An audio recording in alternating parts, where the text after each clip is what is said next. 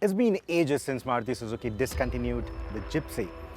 I remember how as a kid I used to adore that car, still do.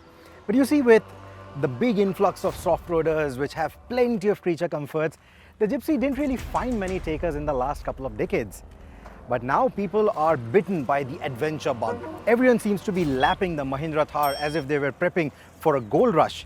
So you see, there is now space for a focused off-roader, and which is why the spiritual successor to the Gypsy is now back. It has been ages since Maruti Suzuki has been making it and exporting it out of India, and we've never got a chance to drive it.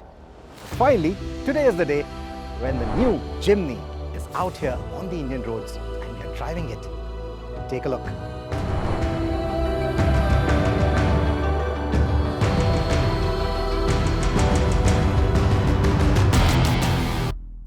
The words India-spec are important with this car because this is the 5-door Jimny. You see, India is largely a market of single-car garages, which means that the 2-door Jimny wouldn't have probably worked. I know a lot of you Thar owners out there will disagree, but then the 2-door Jimny is so compact, it just wouldn't make much sense for the Indian audience if that was going to be the only car in the garage. That would have made it a very niche offering. This one will certainly find more takers.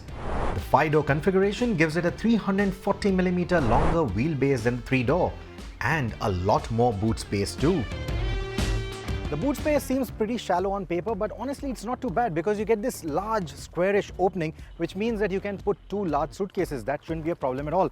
And the loading lip isn't too high either. So overall, the ergonomics or the space of the boot, not something that I'll complain about. And should you need more space, you can always drop these 50-50 split seats.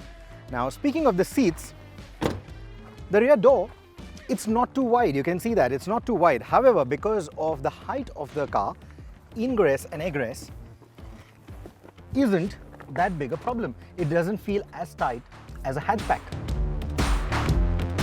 Should you drop the rear seats to maximize cargo space, you'll have to be mindful of the large locking brackets, which by the way also allow the rear seats around 4 degrees of additional recline.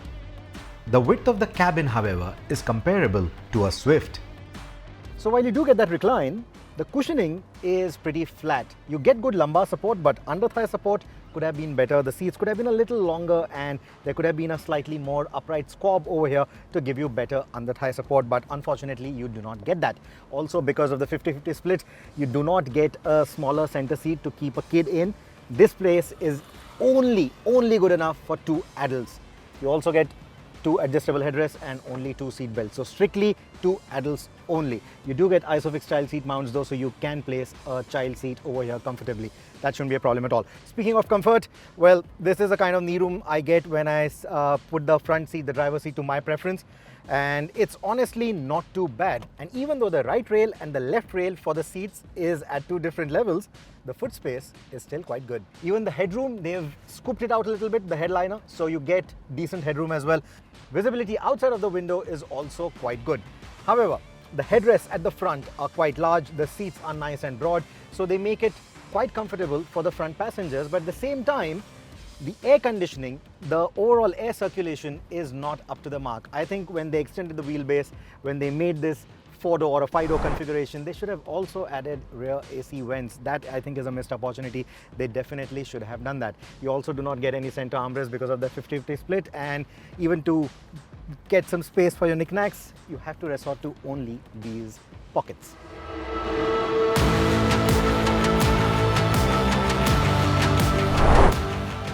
So while the Indian 5-door variant offers better space, the Jimny's cabin remains more functional and straightforward than outright comfortable. But the driver's seat should have been height adjustable. The dashboard, scratchy plastics, but I do like this rubberized big grab handle. Unfortunately, nothing like that for the driver. I'm going to come to that later. The dashboard layout, it looks quite nice with the whole grid layout. Some may not like it though, but I quite like it. It's very functional. I love those old school dials. It's got a very Japanese old school off-roader vibe. So I quite like it. The dashboard could have done with a bit more color. but I'm sure a lot of you might want to look at aftermarket options like wraps or maybe some inserts here and there, maybe some different bezels for the AC vents, etc. You'll also have to look at aftermarket options for some storage, because as you can see, there's hardly any storage. Even a plus size phone doesn't find any space anywhere. Should you choose the automatic, there is some space out here, but with the manual, there's nothing, because this tunnel console has these two levers, so there's absolutely no space here. You don't even get too many cup holders, you only get 2 cup holders here. There's nothing in the doors, there's no cool cup holder like some of the smaller Maruti Suzuki hatchbacks, etc.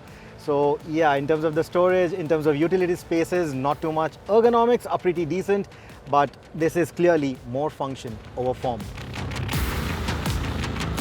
While Maruti Suzuki couldn't confirm this, it looks like you should be able to hose down the cabin to clean all the muck and dirt. The chunky controls look good and their tactile feedback feels good too.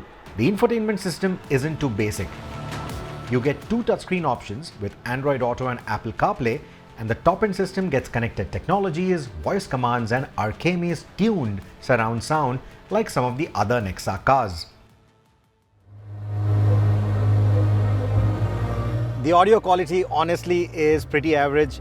With those very slim door pads, there's a lot of reverbing that happens from those plastics, and that's the reason why the audio quality or the audio experience is not really the Archaime's level. So don't go by that brochure talk. The audio quality is just plain average. To add to it, the cabin fills up with all kinds of noises on the move. The engine note, transmission whines, road and wind noises, etc. Some of you will like that feeling, some of you may not. The sound insulation then is pretty average too. Further, the body shape punches a square hole through the air, which means that the aerodynamics don't aid the noise insulation or the efficiency. The body uses Suzuki's tech platform for its lightweight construction. The slim doors, vertical pillars, straight lines make the Jimny the boxiest SUV in its category.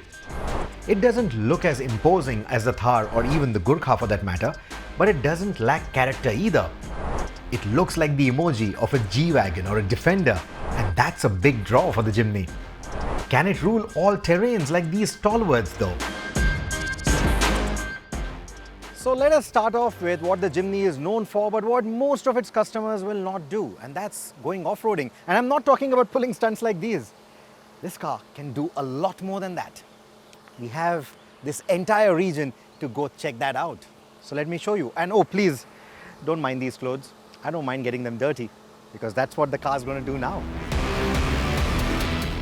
The terrain you see here is full of pebbled rocks from the dry riverbed, soft sand and slush, all of which challenge traction.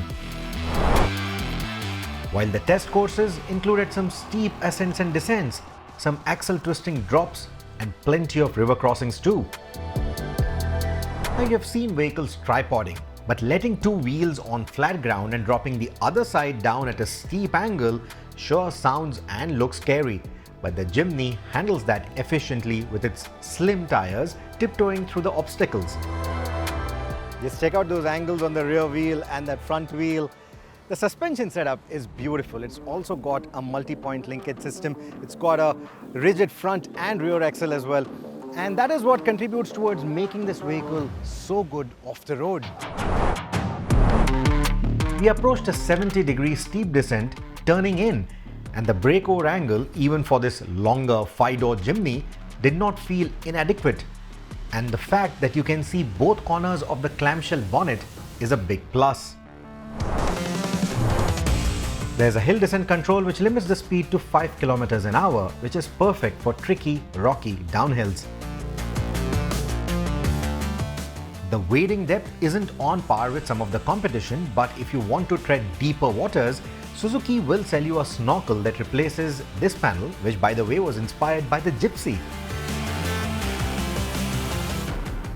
So we've done multiple courses today. Usually most car makers will organize courses which are tailor-made for vehicles. Here, it's all natural. It's the natural habitat. Yes, certain things have been sort of made, but that's to add the extremities to it, to make it more difficult. And you saw with the kind of ease that this car goes through all of it.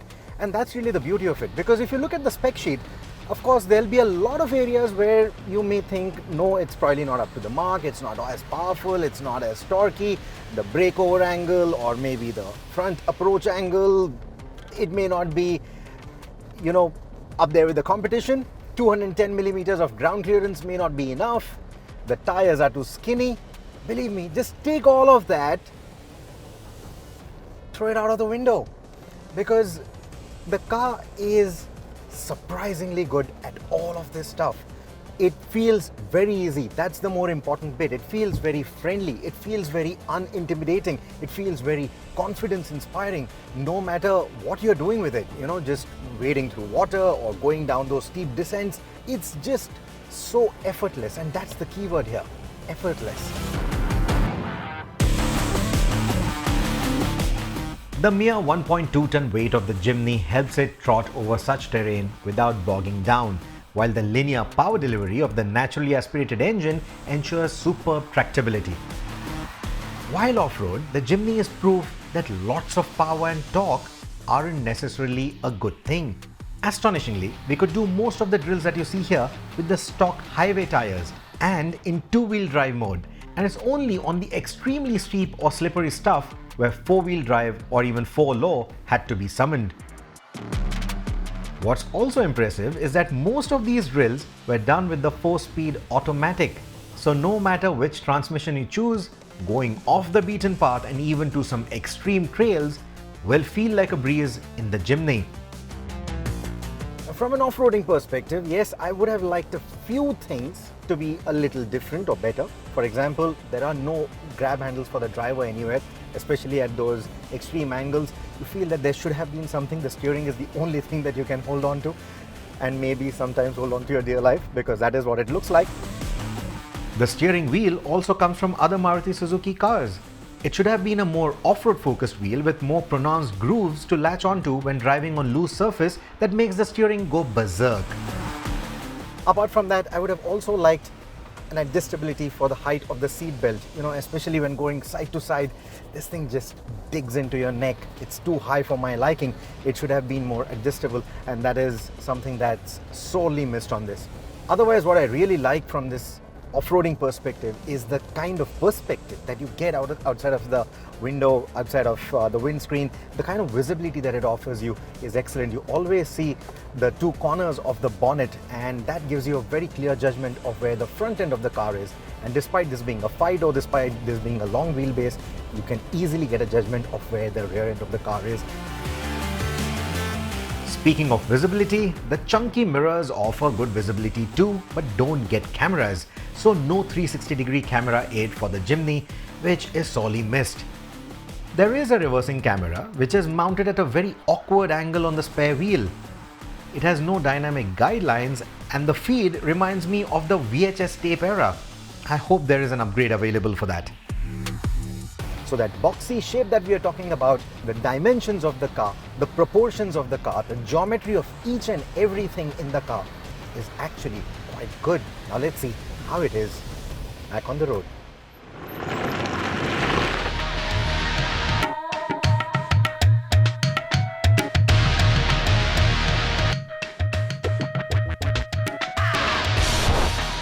So you can probably hear the beeper, and that beeper, well, it's for the rear seat belts. There's no one sitting in the rear seat, and we still have that beeper. And that's because the seat belts aren't locked in place. There's something that we showed you with the Fronx, and it's the same problem here with the Jimny as well.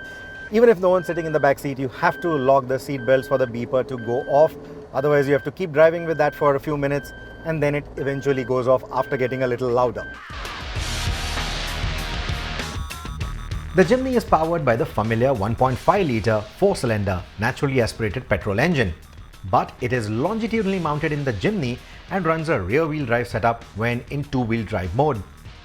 It is certainly more refined than its rivals, but feels gruff compared to its transversely mounted applications like the Brezza or the Ertiga, for example. It doesn't feel as punchy either. Being in Dehradun, we are subject to some really narrow roads and some uphill climbs as well. And here, that low torque output is making itself evident. It wasn't a big problem off the road, but here it is making itself evident. I'm having to be in second gear most of the times, or sometimes even having to come down to the first gear. And that's with just me and my camera person right now in the car. So it's a bit of a downer. This is where probably turbocharging would have helped. This is where probably more power, more torque would have helped. At the same time, that would have become a big problem off the road. And this is primarily an off-roader. And that is why you have to live with the kind of power and torque output it gives you. The meat of the power lies between the 2 to 4000 RPM mark. Beyond this point, the power tapers off and the car struggles to get anywhere close to the 6000 RPM red line. Sure, the Jimny isn't the kind of car that you will race to the red line with, but pulling overtakes needs a lot of planning, especially at highway speeds, as you are left wanting for that power boost. The smart hybrid tech probably could have helped not just with the power delivery but also with the fuel economy. The 4-speed torque converter, as before, is slow to respond on the tarmac, but shifting to the L or second helps plan those overtakes better. As far as the manual transmission goes, we've sampled it in the past. The 5-speed, it does feel a bit notchy. The gear shifts, they do feel a bit notchy. Here in this car, the throws are quite long as well. But I quite like that feeling. I'm not really complaining about that notchy feeling. It feels mechanical, it feels better connected, and I like that feeling. Even the clutch pedal feels nice and light. So even when driving through city traffic or on winding roads like these, it doesn't feel cumbersome at all. Engaging the reverse gear or the 4-low can take a bit of effort at times. The forward gears or switching between 2-wheel to 4-wheel high isn't as cumbersome. The Jimny also runs different gear ratios than the more road-focused applications of the 1.5-litre engine, like the Brezza and Ertiga again. We were also able to get a quick fuel economy test done, and it affirmed that the Jimny does guzzle quite a bit, though it's not as thirsty as the petrol Thar. Expect a further 10% economy drop on the automatic.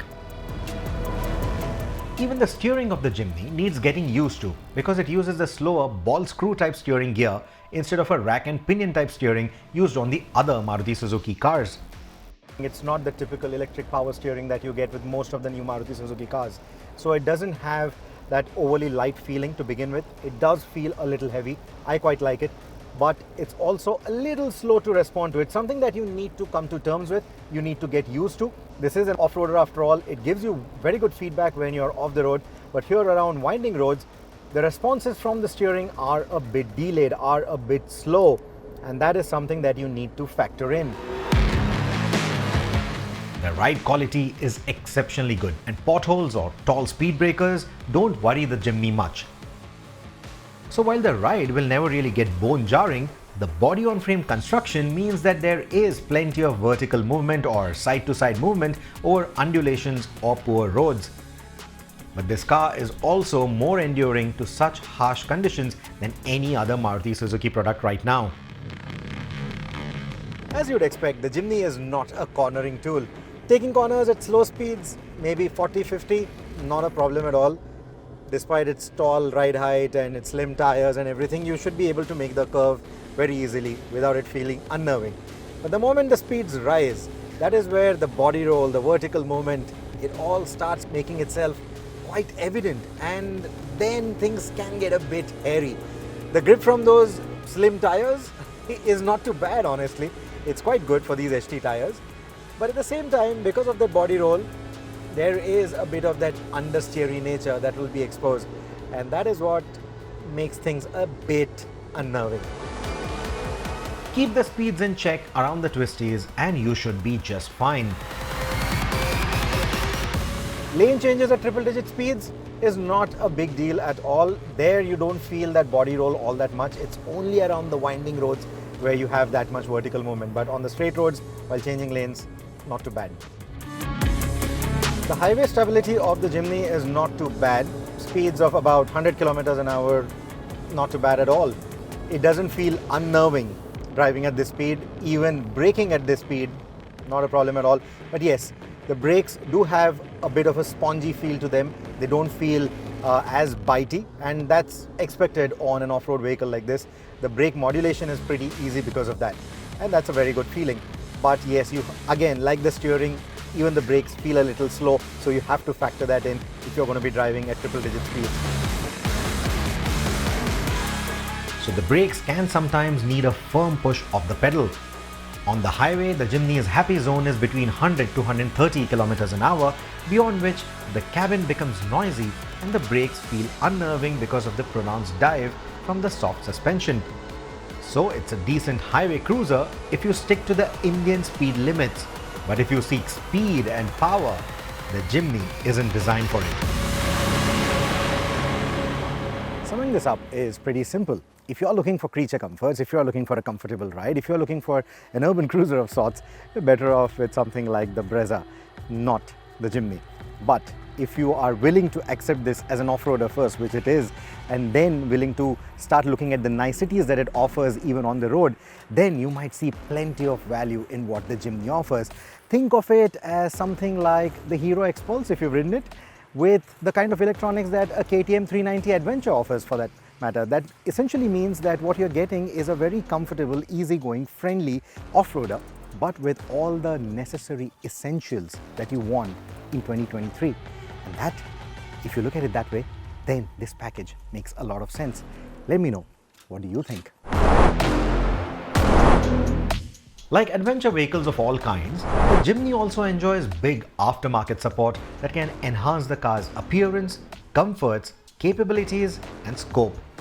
Internationally, it enjoys a big community and brotherhood like the Jeepers, and if priced right, it's likely to do the same in India as well.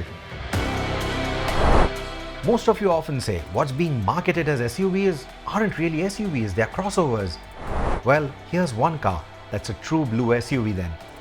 Old-timers, the gypsy communities, and people like me maybe wanting to own a gypsy at some point will find a modern mountain goat in the Jimny. So while it may not be the right car for a single car garage, it's a must-have in your garage if the adventure bug has bitten you.